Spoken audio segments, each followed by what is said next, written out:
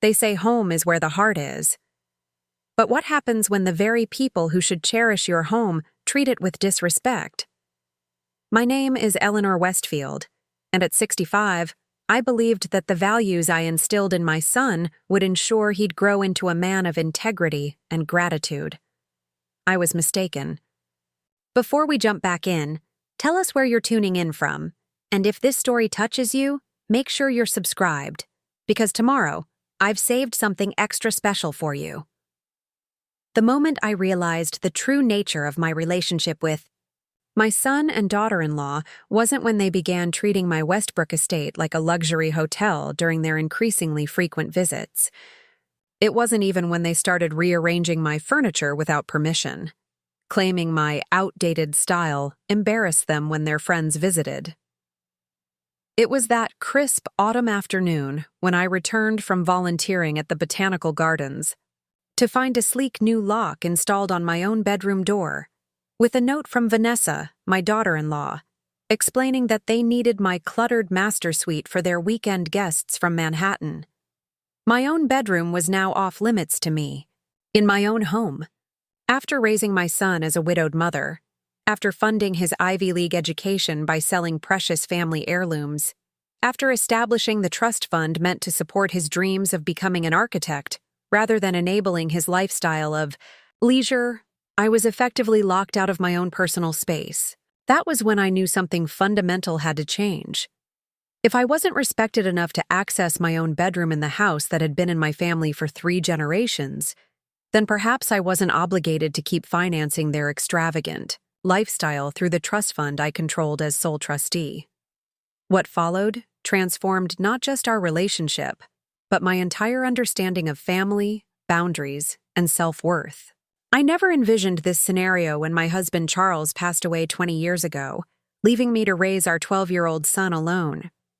After Charles died unexpectedly from an aneurysm, I was devastated, but determined to provide Nathan with every opportunity his father would have wanted for him. Charles had been a brilliant investment banker who left a substantial estate. I could have simply lived off the wealth, but instead, I continued my work as a literature professor at Glendale University, wanting to model the importance of purpose and contribution for our son. Westbrook, our family estate just outside of Somerset, Connecticut, had been in Charles's family for generations. The Georgian-style mansion with its sprawling gardens had always been more than just a house to me. It was where Charles and I had built our life together, where we brought Nathan home as an infant, where every corner held precious memories. I had preserved it meticulously, not just as a tribute to my late husband, but as a legacy to eventually pass on to Nathan. Nathan was a sensitive, creative child who showed remarkable talent for drawing and design, even at a young age. I encouraged his artistic pursuits, converting the estate's carriage house into a studio where he could work on his sketches and models. By his teens, his passion for architecture was clear, and I felt confident that Charles would have been proud of the path our son was choosing. When Nathan was accepted to Cornell's architecture program, I celebrated by establishing a trust fund in his name. Charles had always been meticulous about financial planning, and a significant portion of his estate had been set aside specifically for Nathan's education and future. As the sole trustee, I structured it carefully. The funds would support his education and eventually help him establish his own architectural firm, but access would be gradual, tied to specific milestones and achievements. "Mom, this is incredible," Nathan had said when I explained the trust. "I promise I'll make you and Dad proud." Those early years at Cornell, Nathan thrived. His professors praised his innovative designs, and he developed a social circle of equally ambitious young people. It was during his junior year that he met Vanessa Harrington, a marketing student from a wealthy New York family. The first time Nathan brought Vanessa to Westbrook, I made a special effort to welcome her, preparing Charles's favorite bouillabaisse and opening a bottle of fine wine I'd been saving for a special occasion. "Your home is quite traditional," Vanessa commented as I gave her a tour, her tone making it clear this wasn't a compliment. "Have you ever thought about modernizing? My father just had their summer home in the Hamptons completely redone. I could recommend their designer. Smiled politely. Westbrook has been in the family for generations. I prefer to honor its history. Nathan jumped in quickly. Mom's sentimental about the place, Vanessa. It's a whole thing. The dismissiveness in his tone caught me off guard. This was new. This slight embarrassment about his family home, about my values. I brushed it aside as youthful desire to impress a girlfriend, never imagining it was the first sign of a profound shift in our relationship. After graduation, Nathan and Vanessa became engaged. Rather than pursuing internships with architectural firms as he'd always planned, Nathan announced that he and Vanessa were going to take a year to travel through Europe. For architectural inspiration, he explained. That sounds wonderful, I said, though I thought you were excited about the position that Professor Bennett recommended. That's so entry-level, Mom, he said with a laugh. Vanessa thinks I should experience the greats firsthand before settling for some corporate firm. I noted the change in language, from excitement about beginning his career to settling, for the very path he'd been passionate about. Still, I told myself that exposure to Europe's architectural treasures could only enhance his vision. I authorized funds from the trust to support a reasonable travel experience, emphasizing that this was an educational investment. 6 months stretched into 18 months. The photos Nathan shared showed less of European architecture and more of 5-star hotels, exclusive beach clubs, and luxury shopping excursions. When they finally returned, I expected Nathan to begin his career in earnest. Instead, he and Vanessa purchased a loft in Manhattan, with a loan from the trust that I reluctantly approved, and Nathan spoke vaguely about connections and networking opportunities, rather than actual employment. I'm not just going to work for someone else, he explained during one of their weekend visits to Westbrook. Vanessa and I are considering launching our own design-build firm. We're meeting with potential investors. That's ambitious, I replied. Carefully. Most architects spend years working under established professionals before branching out. Vanessa smiled thinly. Nathan isn't most architects, Eleanor. His talent deserves its own platform. The use of my first name rather than Mrs. Westfield or even a warmer Mom didn't escape my notice. Nor did the way Nathan nodded along, clearly viewing himself through Vanessa's grandiose lens rather than the pragmatic perspective Charles and I had always tried to instill. Their visits to Westbrook became more frequent and longer over the next 2 years. Each time they arrived with more luggage, occupying more space, making changes to my home without consultation. A priceless Persian rug that Charles and I had purchased on our honeymoon was rolled up and replaced with something Vanessa deemed more on-trend. Family photographs were rearranged or removed entirely. My carefully tended garden was partially paved to create additional parking for their frequent guests. We need to discuss boundaries, I finally said one evening after finding my kitchen completely reorganized. I'm happy to have you visit, but this is still my home. Don't be so territorial, Mom, Nathan said with a dismissive wave. We're family. Besides, this place will be mine eventually, right? We're just bringing it into the current century. The casual entitlement in his statement stunned me. Yes, I had always intended for Nathan to inherit Westbrook, but the implication that this gave him license to override my wishes while I was very much alive and in residence was deeply troubling. Meanwhile, the design-build firm never materialized. Instead, Nathan and Vanessa seemed to spend their time attending social events in Manhattan and the Hamptons, cultivating relationships with wealthy potential clients who somehow never translated into actual projects. The trust fund, intended to launch Nathan's architectural career, was instead financing what appeared to be a perpetual networking party. I began to express concerns about their financial choices during our monthly financial meetings, that had become increasingly tense. The trust was established to support your architectural practice, I reminded Nathan gently. Preparing and narrating this story took us a lot of time, so if you are enjoying it, subscribe to our channel. It means a lot to us. Now back to the story. I'm not seeing evidence that these expenditures are aligned with that purpose. Networking is part of building a business, Mom, he replied, frustration evident. Vanessa has connections. We're playing the long game here. It's been 3 years, I pointed out. The trust isn't unlimited. Vanessa, who had taken to attending these financial discussions despite my requests for privacy with my son, interjected, "With all due respect, Eleanor, you don't understand how the modern architecture world works. It's about who you know, not what you know." The conversation ended with Nathan promising to develop a more concrete business plan, but nothing changed. If anything, their spending accelerated. Requests for additional distributions from the trust became more frequent and were accompanied by increasingly elaborate justifications. Then came the autumn weekend that changed everything. Nathan called on Thursday to say they'd be arriving Friday with friends, potential clients, he explained, and would stay through Monday. By now, these announcements had replaced requests, the assumption being that Westbrook was as much their home as mine, despite the fact that they contributed nothing to its upkeep. I had planned a quiet weekend cataloging Charles's rare book collection, a project I'd been looking forward to for months.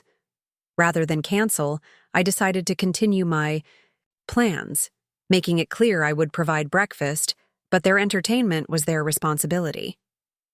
"That's fine," Nathan said quickly. "Vanessa has everything arranged." They arrived with 4 guests, a hedge fund manager and his wife, and another couple involved in luxury real estate development. None of them showed the slightest interest in architecture beyond status symbol homes. I greeted everyone politely and then retreated to the library to continue my cataloging work. Saturday morning, I prepared a breakfast buffet as promised and then left for my weekly volunteer shift at the Botanical Gardens, where I had been helping restore the historic rose collection for the past decade. It was while working among the autumn blooms, my hands in the soil that had always grounded me, that I received the text from my housekeeper, Maria. "Mrs. Westfield, I thought you should know. Mrs. Nathan has had a locksmith here changing the lock on your bedroom door." I called immediately. "What do you mean, a new lock?" "An electronic one with a keypad," Maria explained, distress evident in her voice. "When I questioned it, she said it was for security because of the valuable jewelry in your room. But Mrs. Westfield, she didn't give me the code." I drove home immediately, my thoughts churning between disbelief and a cold, clarifying anger. Valuable jewelry? My modest collection was stored in a safe deposit box at the bank. The few pieces I kept at home were more sentimental than valuable. When I arrived, the house was empty except for Maria. Nathan, Vanessa, and their guests had left for a vineyard tour. On my bedroom door was a sleek silver keypad lock. Taped beneath it was a note in Vanessa's elegant script. "Eleanor, we've upgraded your security. The Abbotts needed a proper guest suite for the weekend, so we're using your room for them. We've moved your essentials to the blue guest room. Don't worry, we'll remove the lock after our guests leave. Unless you decide you like the extra security. Code available when we return." They had entered my private space, handled my personal belongings, and relocated me within my own home, all without permission. Worse, they had installed a lock specifically to keep me out while giving others access. The violation went beyond physical space. It struck at the very foundation of respect and consideration I had always believed formed the basis of our relationship. I stood in the hallway, staring at that silver keypad, and something crystallized within me. This wasn't simply thoughtlessness or entitlement. This was a fundamental misunderstanding of who held authority in this house, and by extension, over the trust fund that had financed their lifestyle for years. "Maria," I said, my voice calmer than I felt, "please call a locksmith immediately. I want this removed." "Yes, Mrs. Westfield," she said, relief evident in her voice. While waiting for the locksmith, I went to my study and pulled out the trust documents. As sole trustee, I had significant discretion over distributions. The trust had been structured to support Nathan's architectural career, with specific provisions for education, professional development, and eventually establishing his own firm. There was nothing in the document that obligated me to finance. An endless social climbing expedition. The locksmith arrived and made quick work of removing the electronic keypad. I instructed him to install a traditional keyed lock instead, one to which only I would have the key. Then I called my attorney, Jonathan Mercer, who had helped establish the trust 20 years earlier. I need to discuss amending the distribution terms, I explained after describing the situation. Is that possible? As sole trustee with discretionary powers, you have considerable latitude, Jonathan confirmed. We can certainly implement more stringent conditions for future distributions. I would suggest a meeting first thing Monday morning. When Nathan, Vanessa, and their guests returned from the vineyard that evening, the scene was predictably uncomfortable. Vanessa noticed the changed lock immediately. "What happened to the security system we installed?" she demanded, forgetting herself in front of their guests. "I had it removed," I replied calmly. "In its place is a lock for which only I have the key, which seems appropriate since it's my bedroom." "But the Abbotts," she began, "will be perfectly comfortable in the guest suite you initially prepared for them," I finished firmly. "Now, if you'll excuse me, I'll be in my study for the remainder of the evening." The weekend concluded with a chilly politeness that barely masked the tension. Nathan made one attempt to speak with me privately, but his approach was defensive, rather than apologetic. "Vanessa was just trying to help," he insisted. "She knows how these things should be done." "These things?" I echoed. "Hosting important people, making connections. Mom, the Abbotts could change everything for us. Robert funds architectural projects all over the world. And that justified locking me out of my own bedroom, moving my personal belongings without permission?" He had the grace to look momentarily abashed. "That was poorly handled," he conceded. "But your reaction, changing the lock, embarrassing Vanessa in front of our guests, was excessive." I studied my son's face, searching for the thoughtful young man who had once shown such promise, such sensitivity to others. What I saw instead was someone whose moral compass had been recalibrated by years of privilege without purpose, entitlement without responsibility. "Nathan," I said quietly, "I think it's time for us to reevaluate a number of things, including the trust fund." His expression changed immediately, alarm replacing indignation. "What about the trust fund?" "We'll discuss it after your guests. Depart. I have a meeting with Jonathan Mercer tomorrow morning." "Jonathan, why are you meeting with the trust attorney?" "Because it's time to ensure the trust is functioning as intended, to support your architectural career, not an indefinite." Social calendar. Monday morning, I met with Jonathan and outlined my concerns. We drafted an amendment to the trust that would fundamentally change how distributions were handled. Rather than relatively unrestricted access, future withdrawals would require evidence of legitimate architectural projects, with funds released in stages tied to specific milestones and verified expenses. "This is completely within your rights as trustee," Jonathan assured me. "The original purpose of the trust was to support Nathan's career in architecture, not a lifestyle unconnected to that profession." When I returned home, Nathan and Vanessa were waiting. Their weekend guests finally departed. The atmosphere was tense, expectant. "What did you do?" Nathan asked without preamble. "I fulfilled my responsibility as trustee," I replied evenly. "The trust fund was established to support your architectural career, Nathan. Going forward, distributions will require documentation of legitimate architectural projects. In essence, you'll need to be working as an architect to access the funds." Vanessa's face flushed with anger. "You can't do that."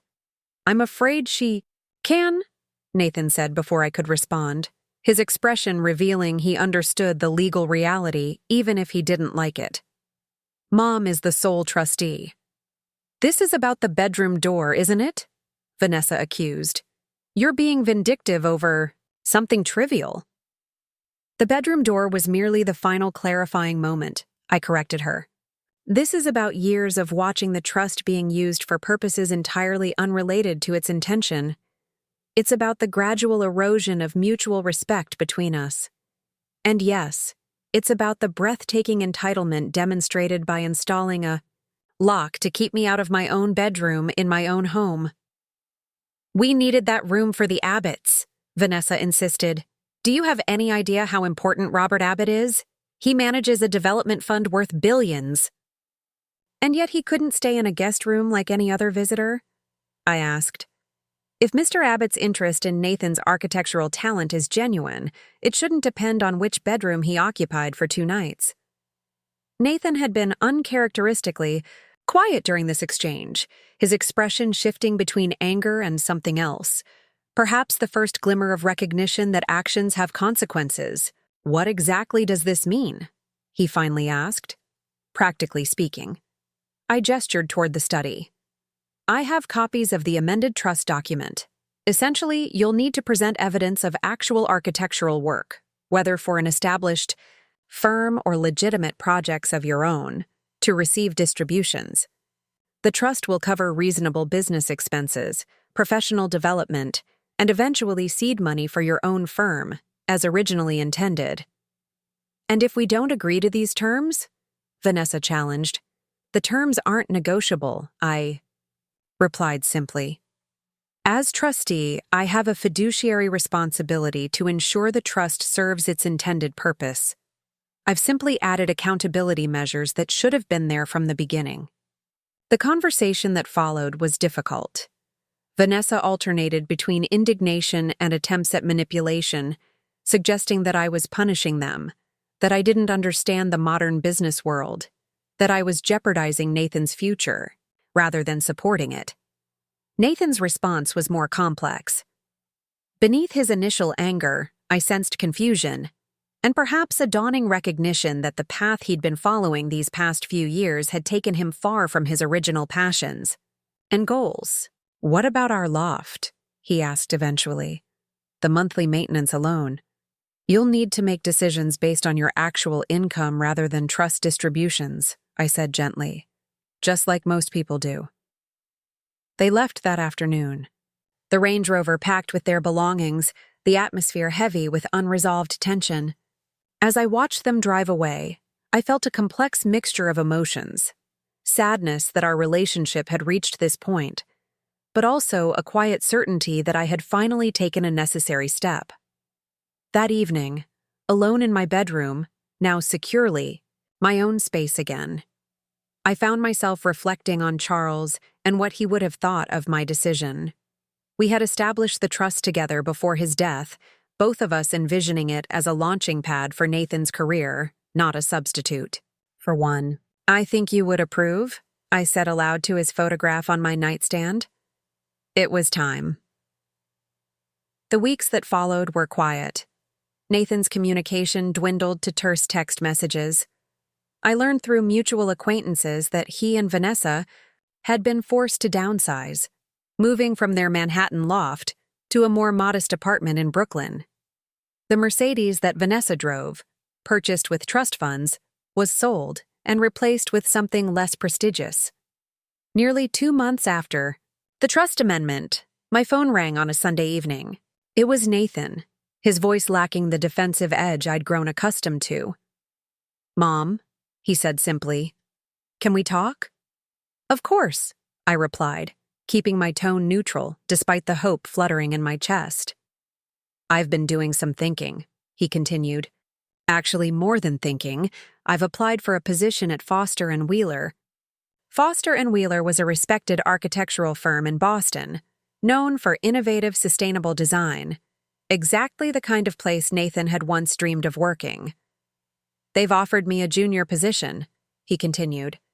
"It's not glamorous, but it's real work, design work." "That sounds promising," I said. careful not to overreact despite my surge of joy at hearing genuine enthusiasm in his voice for the first time in years. Vanessa and I, he hesitated. We're taking some time apart. She didn't understand why I would start at the bottom, as she put it. But Mom, I visited their offices, saw the projects they're working on. For the first time in years, I felt that old excitement. Again. The one I used to feel in the Carriage House studio. We talked for nearly an hour, a real conversation, not a negotiation or confrontation. Nathan spoke about rediscovering his passion for sustainable design, about the mentorship opportunities at Foster and Wheeler, about waking up with a sense of purpose he'd almost forgotten. I'm ashamed it took a financial wake-up call to get me back on track, he admitted near the end of our conversation. And I'm sorry about everything, especially the bedroom door incident. That was inexcusable. It's not the door itself that mattered, I explained. It was what it represented, a fundamental lack of respect. I understand that now, he said, quietly. I let myself get caught up in Vanessa's world, her values. Somewhere along the way, I forgot my own. 3 months later, Nathan moved to Boston to begin his position at Foster and Wheeler. The trust covered his reasonable relocation expenses and professional wardrobe, exactly the kind of legitimate expenses it had been designed to support. He found a small but comfortable apartment, notable for being within his actual means rather than a showcase beyond them. Vanessa and Nathan's time apart eventually became a formal separation. The last I heard, she had returned to New York and her family's social circle, apparently telling acquaintances that Nathan had lost his ambition, rather than acknowledging he had reclaimed his authentic one.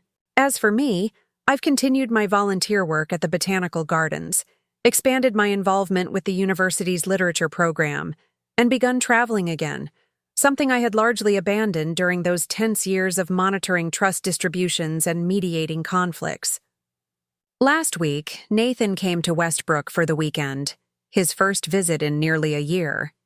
He brought architectural sketches for a community center project he's been assigned at Foster and Wheeler, spreading them across the dining room table with the same enthusiasm he'd shown as a teenager designing imaginary structures in his studio. "What do you think?" he asked, pointing out the sustainable features he'd incorporated into the design. "I think it's beautiful," I said truthfully, "and I think your father would be incredibly proud." Later that evening, as we sat in the garden watching the sunset, Nathan brought up the trust fund. "I understand now why you did what you did," he said. "It wasn't really about locking access to the money." "No," I agreed. "It was about what the money was doing to you. And to us." "You locked the trust fund because I had lost my way," he said thoughtfully. "Not as punishment, but as a course correction." I reached over and took his hand. "Exactly. Sometimes the most loving thing we can do is set boundaries, even when, especially when, they're difficult." That night, I reflected on the journey of the past year. The painful confrontations, the difficult decisions, the quiet determination to stand firm, even when doing so meant risking my relationship with my only child. By establishing boundaries around the trust fund, I had done more than protect financial resources. I had created space for Nathan to rediscover his authentic self, his genuine passions, and ultimately, his path forward. Sometimes, the most valuable thing we can give those we love isn't unlimited support or unquestioning acceptance of their choices. Sometimes, it's the clarity that comes from firm boundaries, the redirection that follows natural consequences, and the opportunity to remember who they truly are beneath the distractions of entitlement and materialism. In locking access to the trust fund, I hadn't closed a door. I had opened one, to authenticity, to genuine accomplishment, and to a relationship built on mutual respect rather than financial dependence. And while our path forward would undoubtedly hold more challenges, more moments requiring courage and clarity, I felt a deep certainty that both Nathan and I were finally moving in the right direction. It took 3 weeks before I heard from Nathan after that decisive Monday. The silence was deafening in its own way, filling Westbrook's halls with unspoken accusations and resentments. I maintained my routine, teaching my literature seminars at Glendale, tending to the garden as autumn deepened, continuing my cataloging of Charles's rare book collection. Yet beneath the familiar rhythms of my days, I felt the seismic shift our confrontation had triggered. Maria noticed the change immediately. She had worked at Westbrook for nearly 30 years, arriving as a young housekeeper shortly after Charles and I were married. "They won't stay away forever, Mrs. Westfield," she said one morning as she brought me tea in the study. "Family always comes back one way or another." I looked up from the first edition Dickens I was examining. "This isn't about keeping them away, Maria. It's about restoring balance." She nodded, understanding in her dark eyes. Sometimes the tree needs pruning to grow stronger. On the 23rd day after Nathan and Vanessa's departure, my phone rang during dinner. I recognized the Manhattan area code and steeled myself before answering. "Eleanor." Vanessa's voice was cool, controlled. "I'm calling to discuss a reasonable compromise regarding the trust." "Hello, Vanessa," I replied calmly. "I assume Nathan is aware you're making this call?" A slight hesitation. "We're approaching this as a united front. The changes you've made are putting us in an impossible position." "What position would that be exactly?" I asked, setting down my fork and giving the conversation my full attention. "We have financial commitments based on the previous arrangement," she said, her tone suggesting I was being deliberately obtuse. "The apartment, our automobile leases, various membership dues. These aren't frivolous expenses. They're investments in Nathan's career network." I decided to address the underlying issue directly. "Vanessa, the trust was never intended to be an indefinite source of income. It was established to support Nathan's architectural career, his actual practice of architecture, not an endless period of networking without tangible professional outcomes." "That's an outdated perspective," she countered. "In today's world, relationships are as valuable as technical skills. Nathan can't build the right connections working entry-level positions at some corporate firm." I had spent enough time in academia to recognize sophistry when I heard it, arguments that sounded plausible but collapsed under scrutiny. If these connections are genuinely valuable to his architectural career, then evidence of that value should be forthcoming. Actual projects, commissions, professional collaborations, these are the metrics the amended trust now requires. Vanessa's carefully modulated tone slipped slightly. "This is punitive, and you know it. You're using your financial control to force Nathan into a career path that satisfies your outdated notion of success." "I'm asking him to honor his own stated ambitions," I corrected. "Everything the trust now requires aligns perfectly with Nathan's expressed passion for architecture, the same passion that has been notably absent from his activities these past few years." The conversation continued in this vein for several minutes, with Vanessa alternating between thinly veiled accusations and attempts at negotiation. When it became clear I wouldn't budge, her approach shifted. "I had hoped we could handle this like adults," she said, disappointment dripping from each syllable. "I'll have to let Nathan know you're unwilling to be reasonable. My father's attorney has suggested there might be grounds to challenge your role as trustee, given the arbitrary nature of these changes." The implied threat hung in the air. I could almost picture her satisfied expression, imagining I would immediately backpedal at the prospect of legal challenges. "That's certainly an option you and Nathan could pursue," I said evenly. However, Jonathan Mercer, who drafted both the original trust and the recent amendments, has assured me that my actions as trustee are entirely within my rights, particularly given the trust's stated purpose. "Legal battles are expensive, Vanessa, and without access to the trust funds, I'm not sure how you would finance such an endeavor." That practical observation was met with a frigid silence. "There is another option," I continued. Nathan could actually pursue his architectural career, something he was once genuinely passionate about, and access the trust funds exactly as intended. You really don't understand him at all, do you? Vanessa's voice had acquired a newfound edge. Nathan isn't meant for some mindless corporate existence. He has vision, creativity. He needs freedom to develop his unique perspective. I thought about the Carriage House studio where Nathan had once spent hours creating detailed models and innovative designs, his face alight with genuine joy in the work itself. The contrast with the Nathan of recent years, perpetually networking but never producing, discussing architecture in increasingly vague terms, was stark. I think I understand what Nathan needs more clearly than you might imagine, I said finally. Please give him my love, and tell him I'm always here to talk, about architecture, about the trust, about anything he wishes. After ending the call, I sat alone in the dining room for a long while, my dinner forgotten. The chandelier that had illuminated family meals for 3 generations cast soft shadows across the mahogany table where Charles and I had once helped Nathan with his homework, where we'd celebrated birthdays and holidays and small everyday triumphs. I wondered what Charles would say about our son now, about the path he had wandered from, about my decision to redirect him through the one mechanism of influence I retained. I think you would understand, I said aloud, addressing the empty chair where my husband had once sat. You always said money without purpose corrupts rather than enhances. The following day, I received an email from Nathan, the first direct communication since he and Vanessa had left Westbrook. It was brief, formal in a way that spoke volumes about his emotional state. Mom, Vanessa mentioned she spoke with you about the trust amendments. I understand you're firm in your decision. While I disagree with both your methods and your assessment of my career development, further discussion seems pointless at this juncture. We are evaluating our options, including potential legal remedies, though I hope it won't come to that.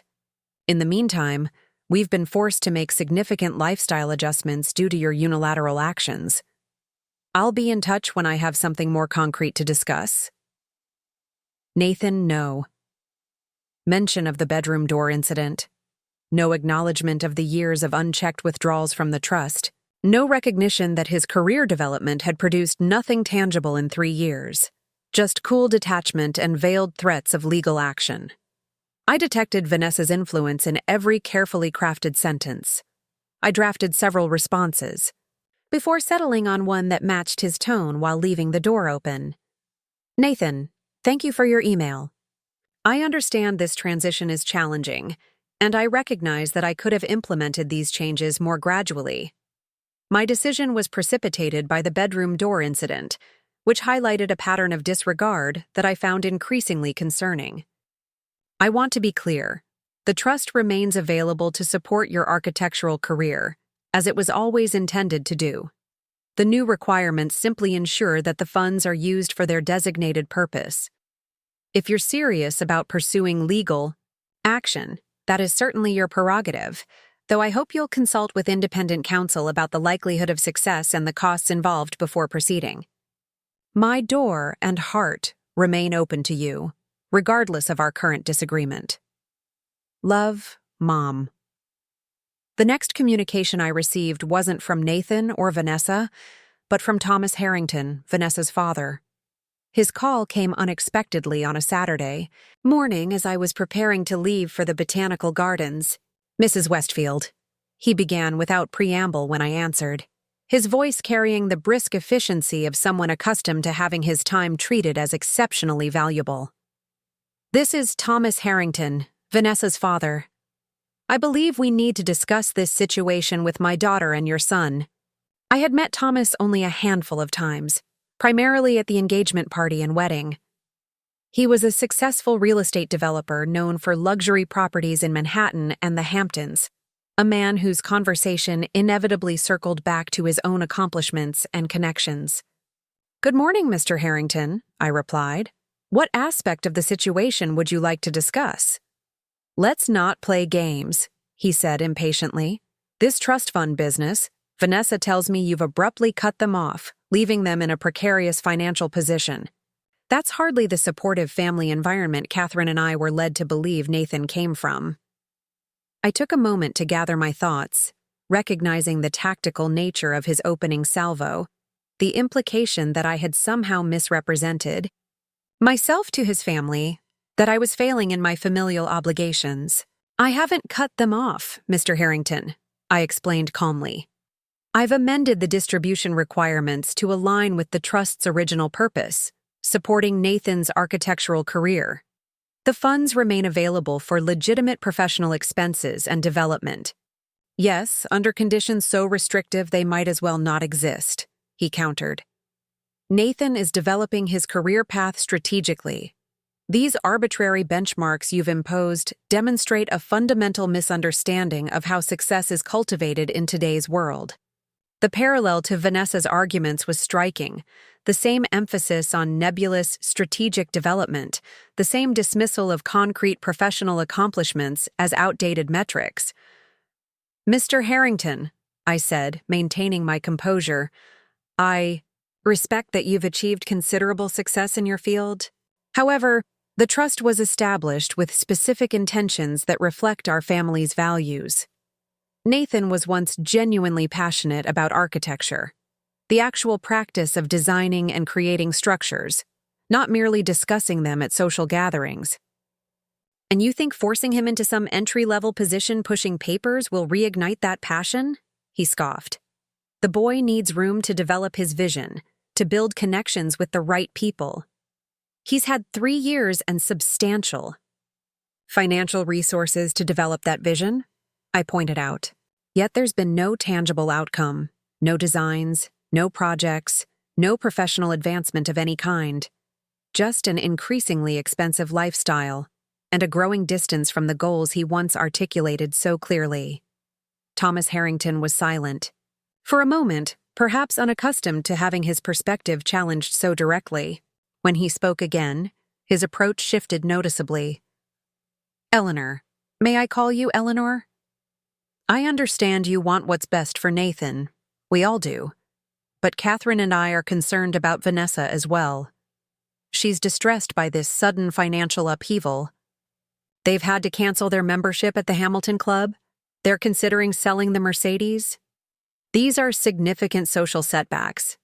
The naked materialism of his concerns struck me forcefully. Not worry that Nathan was drifting from his passion, not concern that their relationship might be strained by financial stress, but dismay over club memberships and luxury automobiles. Those sound like prudent adjustments to make when one's income changes, I observed. Most people align their expenses with their actual resources. That's precisely my point, he continued, seizing on my comment. Resources. You have them. They need them. This trust fund clearly contains substantial assets. Why not release them as originally agreed?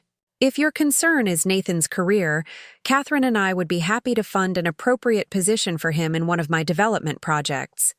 He could oversee architectural elements, gain practical experience. A position created by his father-in-law, dependent on family connections rather than merit or skill. I wondered if Nathan would find such an arrangement fulfilling, if it would utilize any of the talents and passions he had once possessed in abundance. I appreciate the offer, I said carefully, but I believe Nathan needs to find his own path. The trust will support him when he does. This is about that bedroom door business, isn't it? Thomas said suddenly, his tone sharpening. Vanessa mentioned some disagreement about guest accommodations. Seems a rather petty reason to upend their entire financial situation. The dismissal of the bedroom door incident as mere disagreement about guest accommodations crystallized something for me. The fundamental disconnect between our value systems, the gulf between how I viewed respect and boundaries versus how the Harringtons apparently did. The bedroom door incident was symptomatic of a larger issue, Mr. Harrington, I said, no longer bothering to mask the steel in my voice. It demonstrated a profound disregard for my personhood, my authority in my own home, and the boundaries any adult should expect to be respected. If Vanessa characterized it as a minor disagreement over guest rooms, she has significantly misrepresented what occurred. Well, these things can be interpreted different ways, he hedged. The point, I interrupted, surprising myself with my assertiveness, is that my decision regarding the trust has been made. It aligns with both my legal rights as trustee and my moral obligation to ensure the trust serves its intended purpose. Nathan has a choice. He can pursue the architectural career he once claimed to want and access the trust funds appropriately, or he can continue his current path without that financial support. Thomas Harrington's response was immediate and cold. I see. Well, you should know that we're prepared to help them explore legal options if this impasse continues. The sudden change in distribution terms could potentially be viewed as capricious and contrary to the grantor's intent. Charles's intent was to support our son's architectural career, I said simply. Not an indefinite period of socializing, without professional purpose. But you're welcome to consult attorneys if you wish. Jonathan Mercer, who drafted the trust, is quite confident in its provisions. After ending the call, I sat in my study, momentarily postponing my trip to the botanical gardens. The conversation with Thomas Harrington had been illuminating in ways he hadn't intended. I now better understood the environment that had shaped Vanessa's values, and by extension, the influences that had gradually pulled Nathan from his original path. That afternoon at the gardens, as I worked with the team restoring a section of heritage roses, I found unexpected clarity in the methodical tasks of pruning and weeding. There was an honesty to gardening that I had always appreciated. The direct relationship between effort and outcome, the impossibility of shortcuts or social maneuvering to achieve results. Either you did the work properly or the plants failed to thrive. Nature recognized no status, no connections, no clever rationalizations. Dr. Helena Patel, the botanical director who had become a friend over my years of volunteering, noticed my pensive mood as we took a break beneath a pergola draped with late-blooming clematis. "You seem preoccupied today, Eleanor," she observed, pouring tea from a thermos. "Is everything all right?" I hesitated, then found myself sharing the situation with Nathan, Vanessa, and the trust fund. Helena was both a gifted scientist and a wise woman who had navigated her own complex family dynamics over the years. Her perspective, I thought, might be valuable. So now Nathan's father-in-law is suggesting I'm being unreasonable, I concluded. Threatening legal action, offering to create some nominal position for Nathan and his company. Everything except addressing the actual issue, that Nathan has wandered far from his own stated passion and purpose. Helena was quiet for a moment, her dark eyes thoughtful. "You know," she said finally, "we see this sometimes with plants that have been over-fertilized. They develop lush foliage but produce no flowers or fruit. All show, no substance." "That's remarkably apt," I admitted. "The treatment is counterintuitive," she continued. "You have to stress the plant a bit, reduce water, withhold fertilizer. Only then will it channel energy into flowering rather than just producing more leaves." "And you think that's what I'm doing with Nathan? Creating necessary stress?" She smiled gently. "I think you're acting from love, Eleanor. Not the easy kind that simply gives what's asked, but the challenging kind that gives what's needed. It's much harder." That evening, I received a text from Nathan, brief and terse. Lawyers advised trust challenge would be lengthy, expensive, uncertain outcome. Reconsidering options. Will be in touch. It was hardly the thoughtful reconciliation I might have hoped for, but it represented the first crack in the united front he and Vanessa had presented. The recognition, however reluctant, that legal action wasn't a viable path forward meant they would need to consider alternatives, perhaps including the one I had been advocating all along: Nathan's return to legitimate architectural work. 2. Weeks later, the doorbell rang at Westbrook on a Sunday afternoon. I opened it to find Nathan standing alone on the porch, his expression a complex mixture of defiance, uncertainty, and something else I couldn't immediately identify. He was dressed more simply than I had seen in years, jeans and a sweater rather than the carefully curated designer outfits that had become his uniform. "May I come in?" he asked, his voice carefully neutral. "Of course." I stepped aside, noticing he carried a leather portfolio under his arm. "Is Vanessa with you?" "No," he said as he entered the foyer. "She's in the city. We're taking some space at the moment." I led him to the study, where a fire was burning in the grate against the autumn chill. He sat in one of the leather chairs facing my desk, the portfolio on his lap, his hands resting on it protectively. "Would you like some tea?" I offered. He shook his head. "I won't stay long. I just wanted to talk to you directly, without lawyers or Vanessa's father or anyone else involved."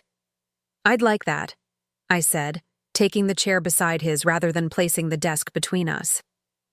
Nathan looked around the study, at the floor-to-ceiling bookshelves, the photographs on the mantel, the view of the garden through the bay window. "It's strange," he said quietly. "This house used to feel like an extension of myself. Now it feels almost foreign, like I'm visiting someone else's life." "Perhaps you've been living someone else's life for a while now," I suggested gently. His gaze returned to me, sharp with momentary defensiveness, then softening into something more reflective. "Maybe," he acknowledged. "That's partly why I'm here." He opened the portfolio and removed several large sheets of paper, carefully, unfolding them to reveal architectural drawings, detailed, technical, and immediately recognizable as Nathan's work. The distinctive style I had watched develop throughout his education was evident in every line. "I've been working on these," he said, spreading the drawings on the coffee table between us. "For the first time in years, actually." I leaned forward to examine them more closely. The designs showed a community arts center, innovative yet practical, with elegant solutions for natural lighting and multi-use spaces. "These are remarkable, Nathan," I said, genuinely impressed. "Are they for a specific project?" He shook his head. "Not yet.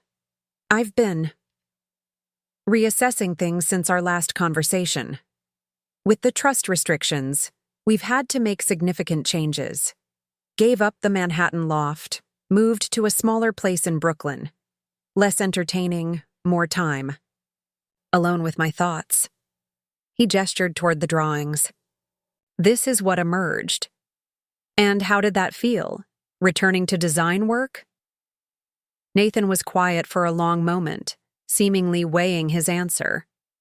"Like remembering who I am," he said finally, "or who I was before.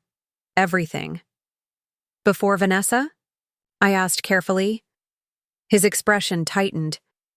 "It's not that simple, Mom. Vanessa didn't force me into anything. She had a vision for what our life could be, and I embraced it. The parties, the connections, the lifestyle. I convinced myself it was all in service to some larger architectural ambition, but..." He trailed off. "But," I prompted. "But somewhere along the way, the means became the end," he admitted. "The networking became the whole point rather than a path to actual work. And the more time passed without concrete achievements, the more desperately we clung to the narrative that we were building towards something important." It was the most honest assessment I had heard from Nathan in years, and it gave me hope that perhaps the trust amendment had indeed served its intended purpose, not punishment, but redirection toward authenticity.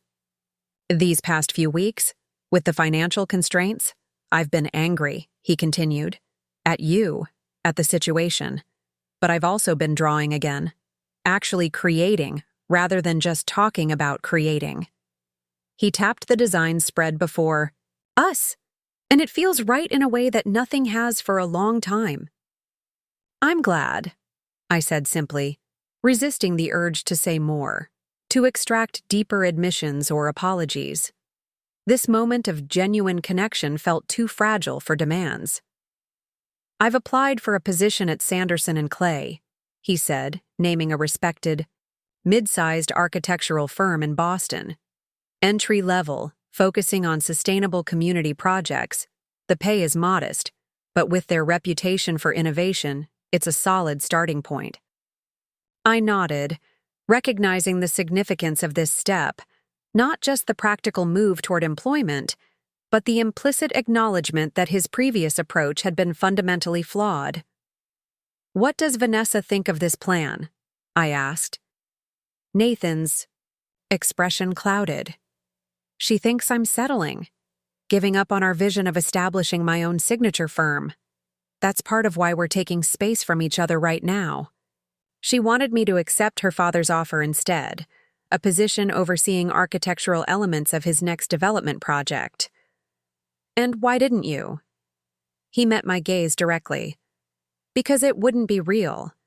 It would be a title without substance.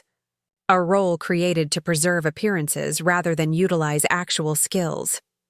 He paused. "And because I want to earn my way based on merit, not marriage." The echo of Charles's voice in those words brought unexpected tears to my eyes. My husband had built his career on that precise principle: merit over connections, substance over appearance. To hear it reflected in our son after years of apparent rejection of those values was profoundly moving. "Your father would be proud to hear you say that," I said softly. Nathan looked down at his drawings, his fingers tracing the clean lines he had created. "I've been thinking about him a lot lately, wondering what he would make of the choices I've made these past few years. He would understand the allure of shortcuts and status," I said. "We all face those temptations. But he would be even more proud of your capacity to recognize when you've wandered from your authentic path." "Even after all this time? After wasting so much of the trust on essentially nothing?" "It's not wasted if it led you back to yourself," I replied. "Sometimes we need to explore the wrong path thoroughly before we can commit fully to the right one." Nathan gathered his drawings, carefully refolding them and returning them to the portfolio. "If I get the position at Sanderson and Clay, would it qualify for trust support under the new terms?" "Absolutely," I confirmed. "Professional development at a legitimate architectural firm is precisely what the trust was intended to support. The amendments don't require you to start at the very beginning, Nathan. They simply require genuine engagement with architecture as a profession, not just a conversational topic." He nodded, a mixture of relief and lingering pride in his expression. "I have the final interview next week. If it goes well, I'd be starting in January." "That's wonderful news," I said sincerely. "And what about Westbrook? Will you visit more regularly?" A flash of discomfort crossed his face. "I'd like to, but it might be complicated for a while. Vanessa feels, well, she feels that you've forced this situation, that the trust amendments were a power play rather than a legitimate concern." "And what do you think?" I asked directly. Nathan was silent for a long moment before answering. "I think the trust is yours to manage as you see fit. And I think the bedroom door incident was worse than I allowed myself to recognize at the time. It showed a fundamental lack of respect that I shouldn't have dismissed. It wasn't quite an apology, but it was an acknowledgement, the beginning of one, at least. And it suggested a capacity for self-reflection that I had feared might have been permanently overshadowed by Vanessa's influence. "Thank you for saying that," I said. "It means a great deal to me." As Nathan prepared to leave, standing in the foyer with his portfolio tucked under his arm, he hesitated. "Mom, if I do get this position, if I do start working legitimately as an architect again, what happens to my relationship with Vanessa? She's deeply invested in a different vision for our lives." I touched his arm gently. "That's something only you and Vanessa can determine. But I would suggest that any relationship that requires You to abandon your authentic passions and values isn't one that will bring lasting fulfillment. He nodded, his expression thoughtful. I'm beginning to understand that. I just wish I had realized it sooner, before things became so complicated. It's never too late to choose integrity, I reminded him. Your father used to say that the EI path straightens for those who walk with purpose. After Nathan left, I walked through the quiet rooms of Westbrook, feeling a cautious hope taking root. The conversation had revealed a Nathan I recognized, thoughtful, creative, capable of honest self-assessment. Whether this represented a genuine turning point or merely a temporary adjustment to financial realities remained to be seen. But it was the first positive sign in years that my son might reclaim the authenticity and purpose that had once defined him. The following week, I received a brief text from Nathan. Got the position at Sanderson & Clay, starting January 15th. We'll need to relocate to Boston. Can we discuss trust support for legitimate moving expenses? The formality of the message suggested he was still navigating our new dynamic carefully, perhaps uncertain how the amended trust would function in practice. I responded with equal clarity. Congratulations. Yes, the trust can absolutely cover reasonable relocation expenses for this professional opportunity. Let me know what you need. 2 days later, a more unexpected message arrived, an email from Vanessa. Eleanor, Nathan has informed me of his decision to accept the position at Sanderson & Clay and of your agreement to provide trust support for this move. While I maintain that this represents a significant compromise of our long-term vision, I recognize that the current financial realities leave limited options. I will be remaining in New York to maintain our professional network and pursue marketing opportunities more aligned with my expertise. Nathan and I are still discussing what this geographical separation means for our relationship. Regarding the bedroom door incident, while I still believe my intentions were misinterpreted, I acknowledge that altering your home without proper consultation was inappropriate.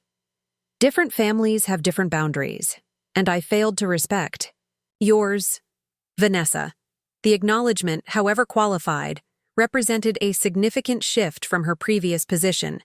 Whether it stemmed from genuine reflection or pragmatic recognition that the financial dynamics had permanently changed was impossible to determine, but it suggested at least a superficial thawing in our strained relationship.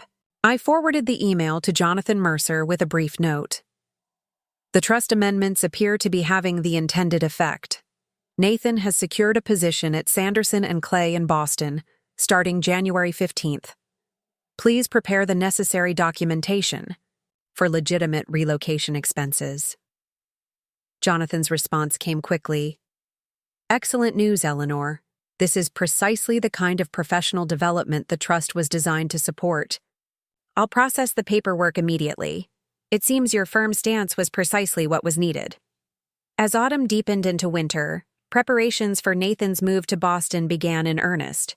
He had found a modest apartment in Cambridge, within walking distance of Sanderson & Clay's offices. The trust covered the security deposit, first month's rent, moving expenses, and a professional wardrobe appropriate for his new position, all legitimate costs directly related to his architectural career. Vanessa remained in New York, their relationship apparently suspended in an undefined state that neither was ready to clarify. She did not accompany Nathan during his brief visits to Westbrook to collect additional clothes and personal items, nor did she participate in any discussions about the trust distributions for his relocation. During one such visit in early December, as Nathan packed books from his old room, I found him sitting on the edge of his bed, holding a model he had built during his senior year at Cornell, an innovative boathouse design that had won a departmental award. I'd forgotten how much I loved creating this, he said, carefully turning the intricate model in his hands. The problem-solving, the integration of form and function, the way each decision ripples through the entire design. I sat beside him, noticing how the afternoon light through the windows highlighted details of his work I hadn't fully appreciated before.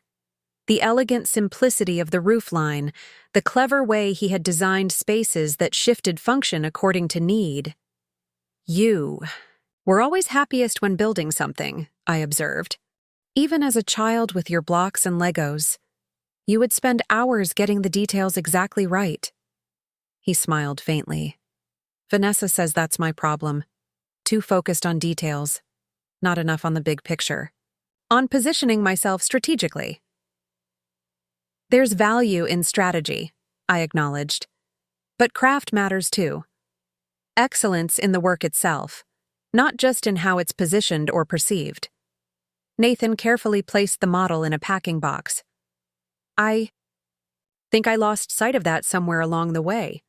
Started believing that appearances were the substance rather than just the packaging. It's an easy trap to fall into, I said gently. Especially when you're surrounded by people who reinforce that perspective. He looked at me directly. You mean Vanessa? And her family, I said carefully. Their value system seems quite focused on status and appearances. There's nothing inherently wrong with that, but it's different from what you were raised with. Different from what I believed too, once upon a time. He sealed the box with packing tape, his movements deliberate. I'm not sure Vanessa and I want the same things anymore. Maybe we never did. I resisted the urge to agree too readily, to push him toward a conclusion he needed to reach independently. That's something only you can determine, Nathan. But I would suggest that alignment of core values is essential for any lasting relationship. He nodded, his expression thoughtful. The thing is, when I tell Vanessa about the projects at Sanderson and Clay, affordable housing initiatives, community centers, sustainable design solutions, she doesn't see the value. She keeps asking when I'll move beyond social work architecture to more prestigious projects. And what do you think about these projects? I asked. I think they matter, he said simply.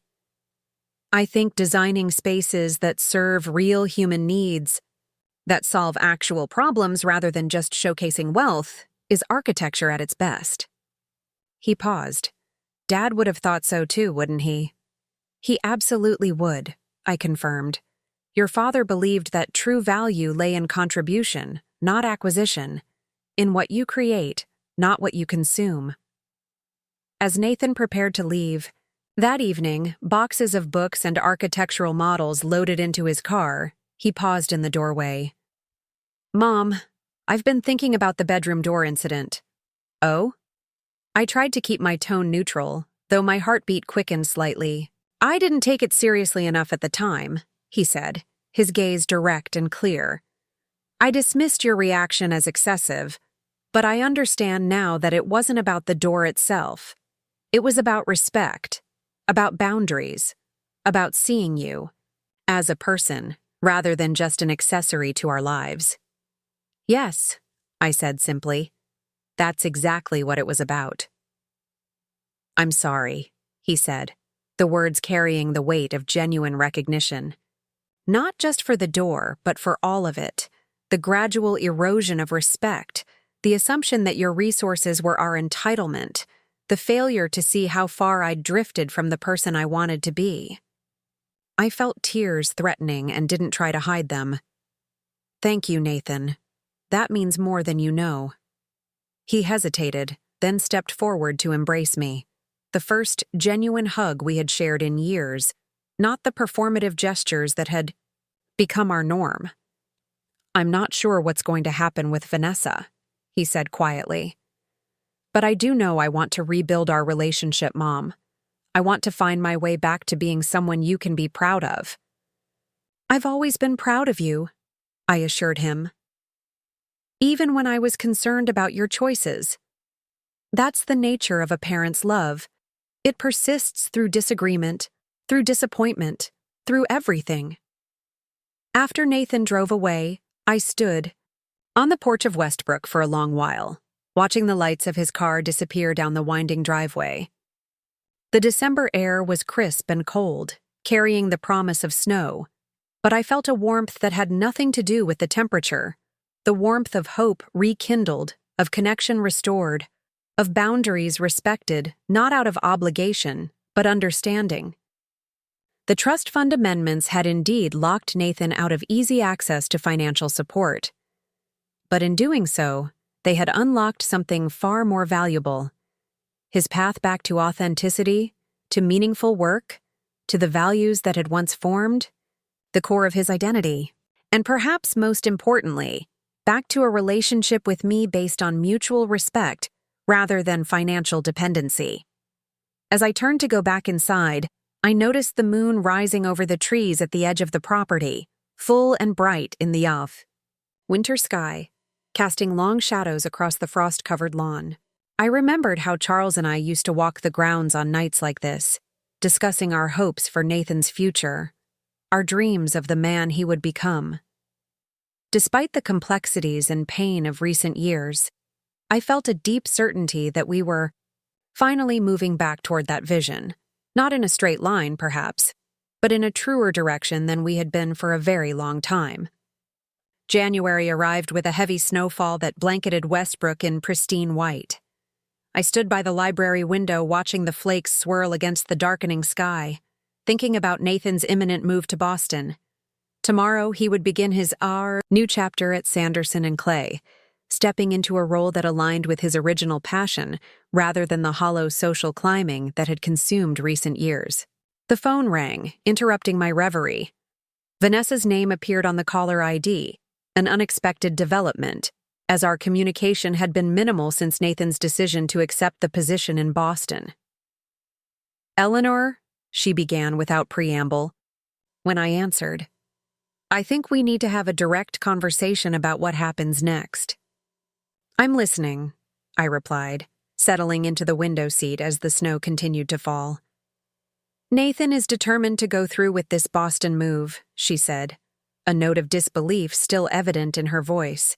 "He's packed his things, signed a lease on that tiny apartment, and seems genuinely excited about designing homeless shelters or whatever community projects Sanderson and Clay have planned." I noted her dismissive characterization, but chose not to comment on it directly. "Yes, he starts tomorrow. The trust has covered his legitimate relocation expenses, as I promised." "That's actually why I'm calling," Vanessa continued. "I want to understand exactly where I stand in this new arrangement. The trust is supporting Nathan's career move, but what about me? What about our life in New York? Am I expected to simply abandon everything we've built because Nathan has decided to embrace this detour?" The question revealed much about how Vanessa viewed the situation, not as Nathan returning to his authentic path, but as a temporary deviation from their real life. The trust was always established to support Nathan's architectural career, I explained gently. It doesn't contain provisions for maintaining a separate lifestyle for his spouse in a different city. Those are personal decisions you and Nathan need to navigate together. Vanessa's frustration was palpable even through the phone. "So you're using financial leverage to force choices about our marriage as well? Isn't that overstepping?" "I'm not forcing any choices about your marriage," I corrected calmly. "I'm simply clarifying the purpose and limitations of the trust, how you and Nathan decide to structure your lives, and relationship is entirely up to you." There was a pause, and when Vanessa spoke again, her voice had acquired a calculated softness. "Eleanor, I think perhaps we've approached this all wrong. We should be working together to support Nathan's best interests. Don't you agree? And is it truly in his best interest to be separated from his wife, living in a cramped apartment, working at an entry-level position when he has so much more potential?" "What would you suggest instead?" I asked, curious to see what strategy she was developing. "A compromise," she offered smoothly. "Nathan could take the position at Sanderson and Clay. Clearly that matters to you. But maintain our primary residence in New York. He could commute to Boston for work, perhaps stay there during the week and return to New York on weekends. The trust could support the additional costs of this arrangement, ensuring he doesn't have to sacrifice his marriage for his career." The proposal was clever, a surface-level acceptance of Nathan's career move while preserving the lifestyle and social connections in New York that Vanessa clearly prioritized. It would also drain the trust at an accelerated rate, funding essentially 2 households. That sounds quite complicated and expensive, I observed, and it doesn't seem conducive to Nathan fully engaging with his position at the firm. Architecture isn't simply a 9-to-5 job. It involves collaboration, immersion in projects, building relationships with colleagues. You wanted him working as an architect, and he will be, Vanessa countered. The other details are just logistics. Surely the trust can accommodate reasonable adaptations to support both his career and his marriage. I considered my response carefully, recognizing the manipulation beneath the reasonable-sounding request. The trust can support legitimate expenses related to Nathan's architectural career. A second residence in New York maintained primarily for social purposes doesn't qualify under the amended terms. So you're forcing him to choose between his career and his marriage, she said flatly. No, Vanessa. I'm applying the trust's guidelines consistently. Many married professionals manage careers and relationships without dual residences in separate cities. These are adaptations that you and Nathan will need to consider based on your priorities and values. Her composure finally slipped. My priority is salvaging what's left of our life after your interference. Nathan was perfectly happy with our path until you used financial manipulation to force this change. Now he's talking about meaningful work and architectural integrity like some idealistic student instead of the sophisticated man I married. The outburst revealed more than any of our previous conversations about the fundamental disconnect between them, Nathan rediscovering his authentic passion while Vanessa saw only an unwelcome regression. Perhaps, I suggested quietly, what you're interpreting as interference was actually an opportunity for Nathan to reconnect with values and ambitions he had set aside, but never truly abandoned.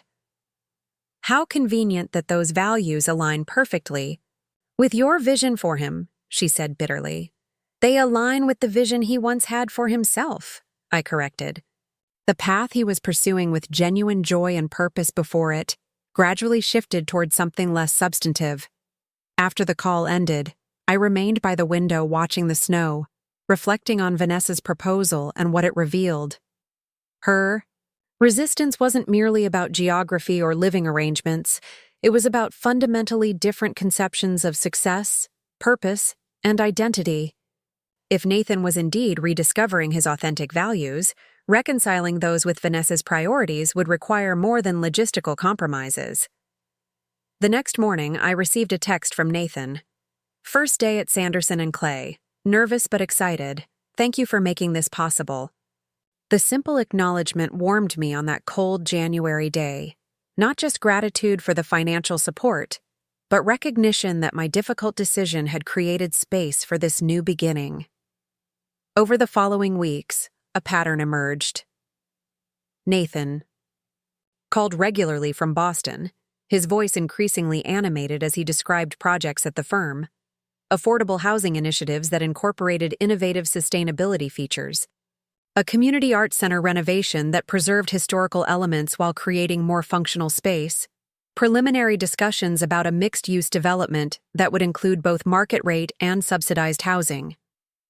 The principal architect actually asked for my input on the roofline design, he told me during one evening call in late January. Said my suggestion showed elegant problem-solving. Can you believe it? I've only been there 2 weeks. I can absolutely believe it, I replied, hearing echoes of the passionate, creative Nathan I had known before Vanessa. You've always had that talent for elegant solutions.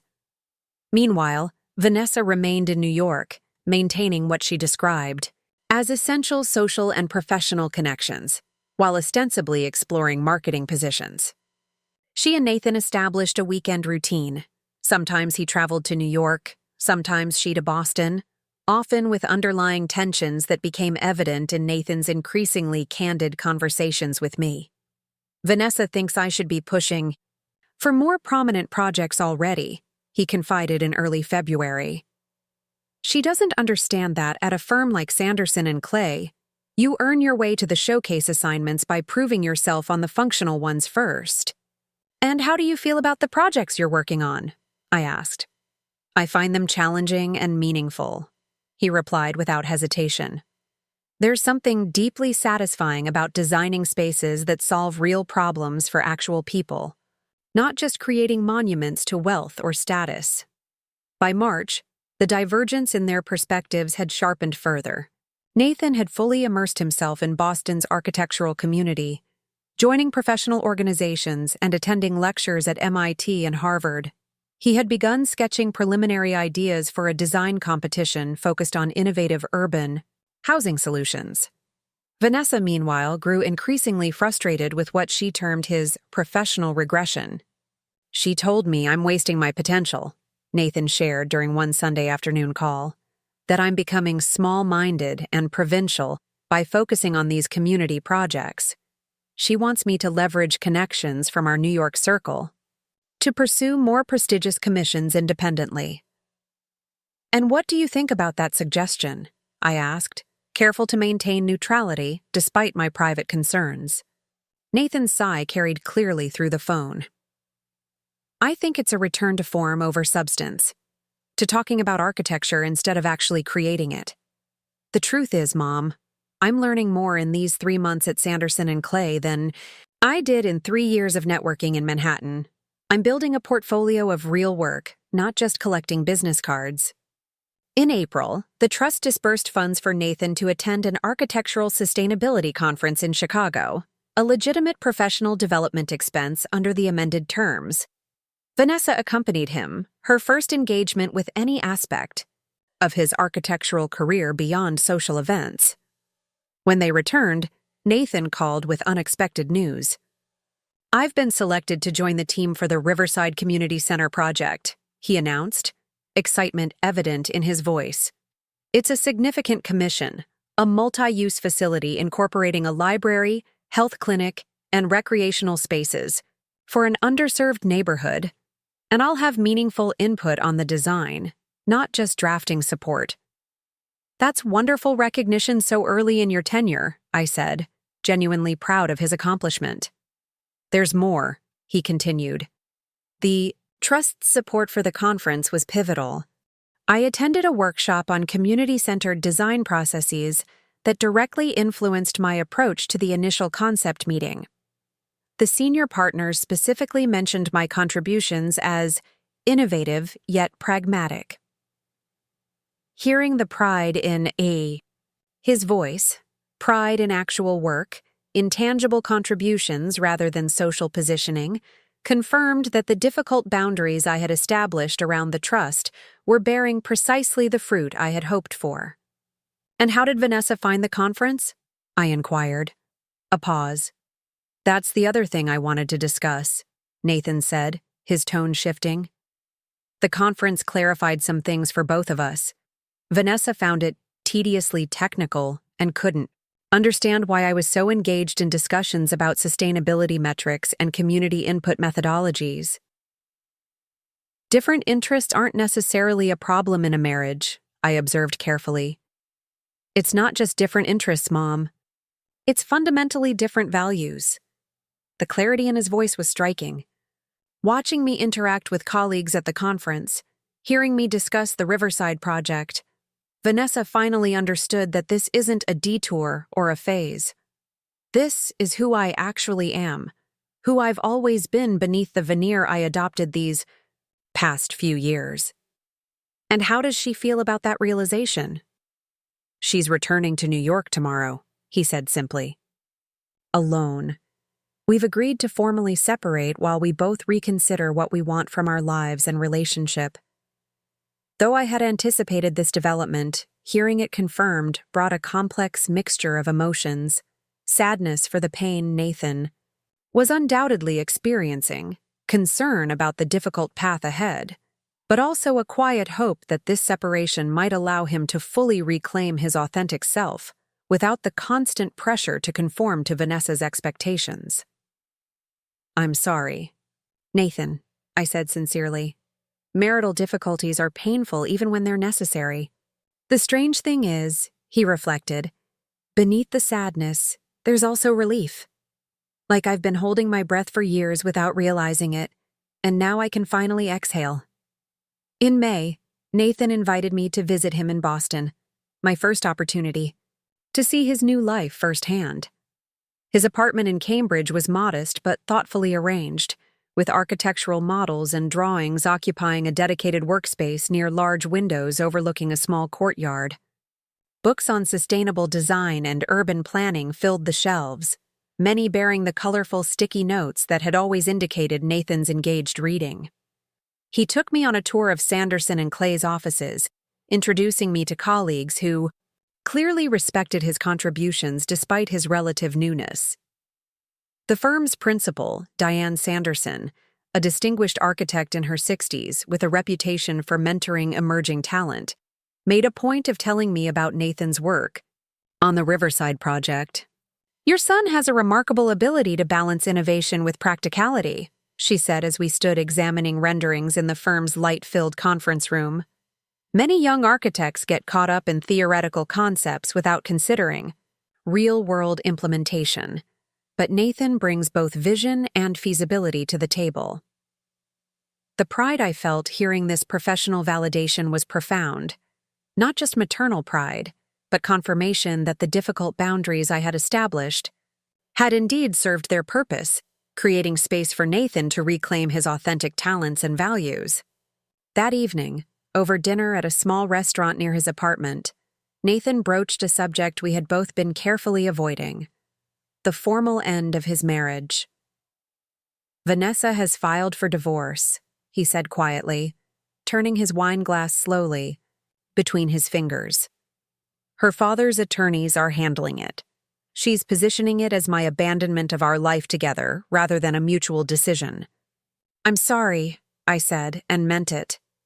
Despite my concerns about Vanessa's influence, I had never wished for Nathan's marriage to end painfully. "It's for the best," he sighed.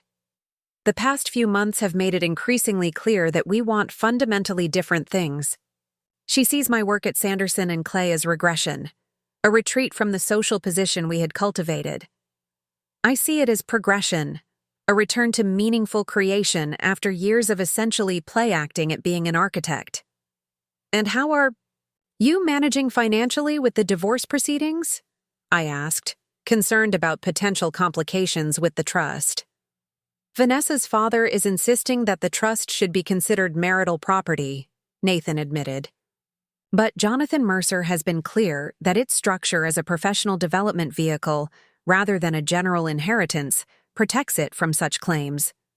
The amendments you made actually strengthen that protection by clarifying its specific purpose." The irony wasn't lost on either of us.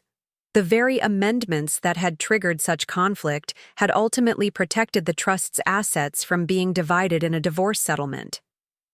"I want you to know," Nathan continued, his expression earnest, "that I understand now why you made those changes to the trust. It wasn't about control or punishment. It was about helping me find my way back to something real." I reached across the table to squeeze his hand.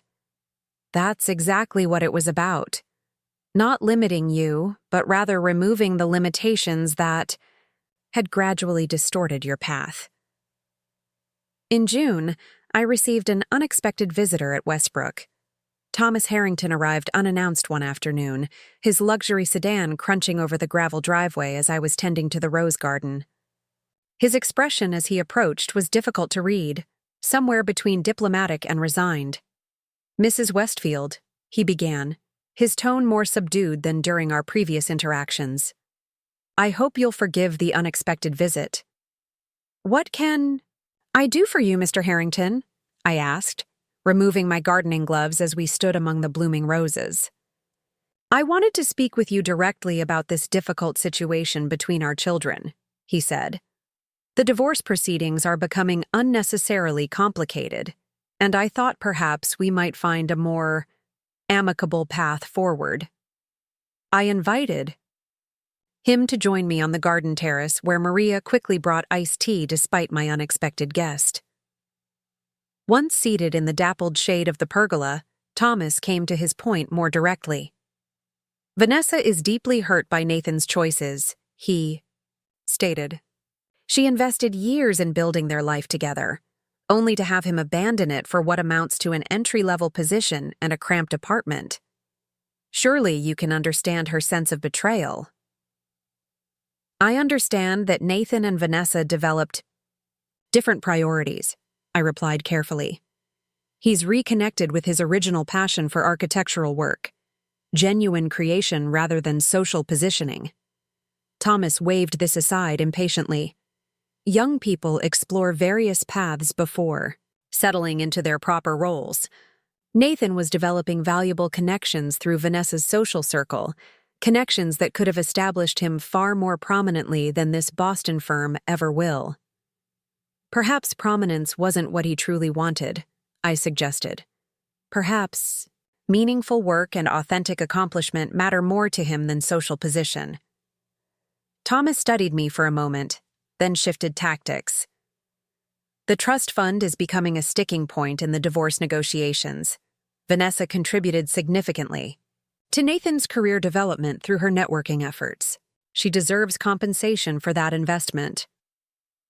The trust is specifically designated for Nathan's architectural career, I reminded him. It's not a marital asset to be divided. Jonathan Mercer has been quite clear on that point. Lawyers can argue technical points indefinitely, Thomas said dismissively. I'm looking for a practical solution. Perhaps a one-time distribution to Vanessa as acknowledgement of her contributions. A gesture of goodwill that could expedite the divorce proceedings and allow everyone to move forward. The suggestion was presented reasonably, but I recognized it for what it was. Another attempt to extract funds from the trust for purposes entirely unrelated to Nathan's architectural career. The trust can only make distributions that align with its designated purpose, I explained. I have a fiduciary responsibility to ensure that remains the case. Thomas's diplomatic facade finally slipped.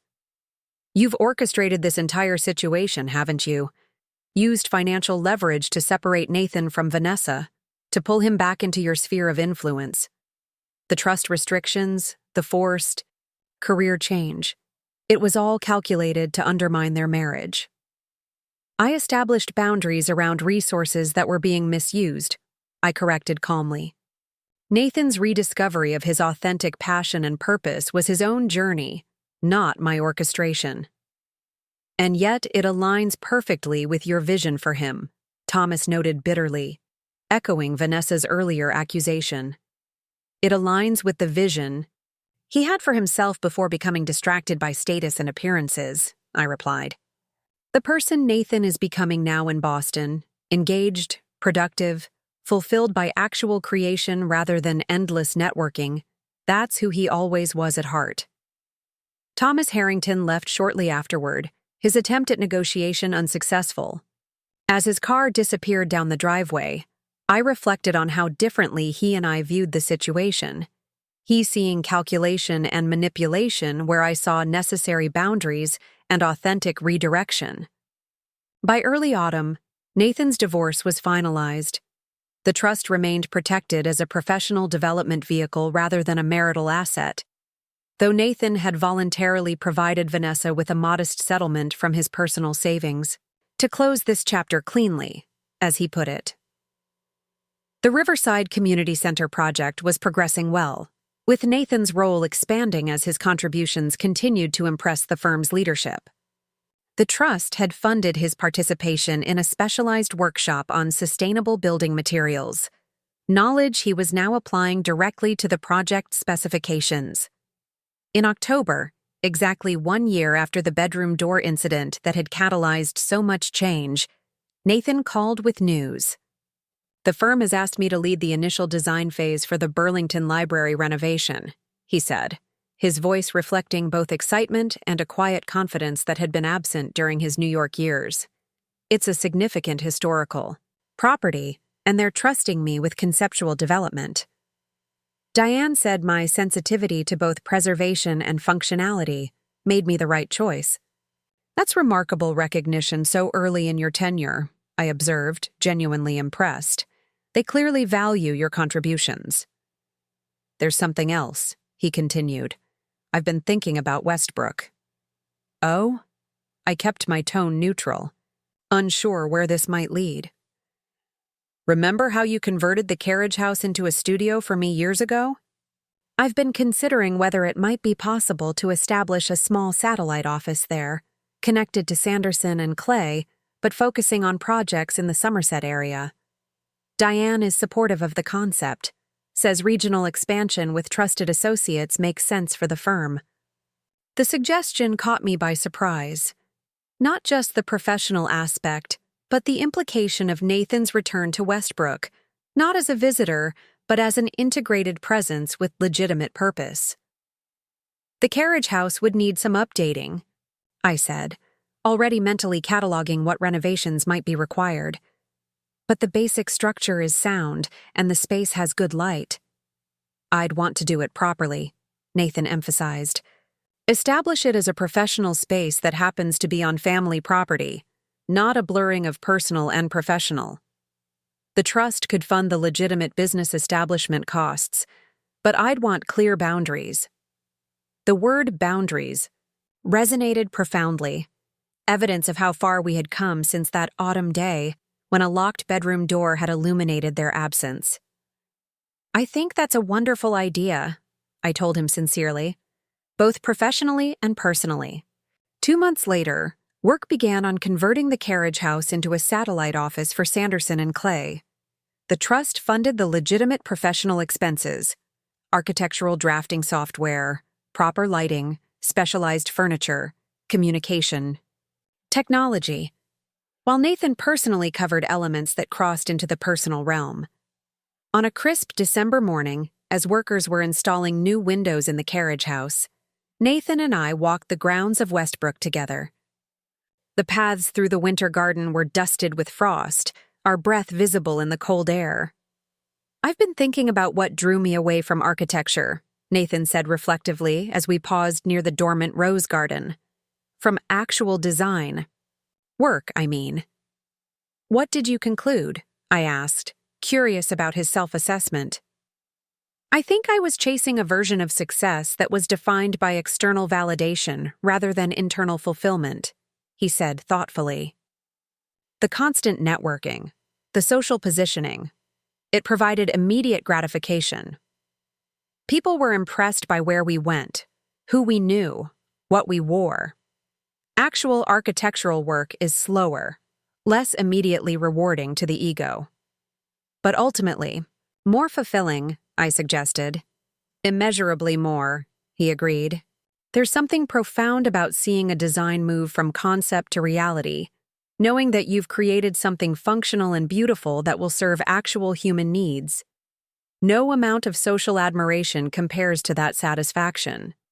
As we continued walking, Nathan pointed out features of the landscape he was considering incorporating into the renovated carriage house view: sightlines to capture seasonal changes, the relationship between interior spaces and exterior environment. You know," he said as we completed our circuit and approached the main house, "I never properly apologized for the bedroom door incident. Not really." "You acknowledged it was wrong," I reminded him. "That meant a great deal to me." "But I never fully addressed what it represented," he insisted. "The profound disrespect it demonstrated, not just for your space, but for your personhood. Treating you as an obstacle rather than the heart of Westbrook itself." He stopped, turning to face me directly. "I'm truly sorry, Mom. Not just for the door, but for the gradual erosion of respect and boundaries that preceded it. You deserved better from your son." The apology, offered not in the heat of conflict or negotiation, but in this moment of calm reflection, carried a weight and sincerity that touched me deeply. "Thank you, Nathan," I said simply, embracing him in the winter sunlight. As we walked back toward the house, I reflected on the journey of the past year, the painful confrontations, the difficult boundaries, the gradual restoration of authenticity and respect. By amending the trust, I had indeed locked Nathan out of easy access to funds that were enabling an inauthentic path. But in doing so, I had unlocked something far more valuable: his reconnection with genuine purpose, with meaningful work, with the core values that had always defined his truest self. The carriage house renovation would be completed by spring, establishing a professional space that respected proper boundaries while allowing Nathan to reconnect with Westbrook in a new and healthier capacity. The architectural career the trust had been established to support was now flourishing, not through shortcuts or social positioning, but through genuine skill and dedication to craft. Most importantly, our relationship had been rebuilt on a foundation of mutual respect rather than financial dependency, a transformation that had begun with a locked bedroom door and culminated in this moment of authentic connection between mother and son, walking the grounds of our shared heritage with clear eyes and open hearts. Up next, you've got 2 more standout stories right on your screen. If this one hit the mark, you won't want to pass these up. Just click and check them. Out!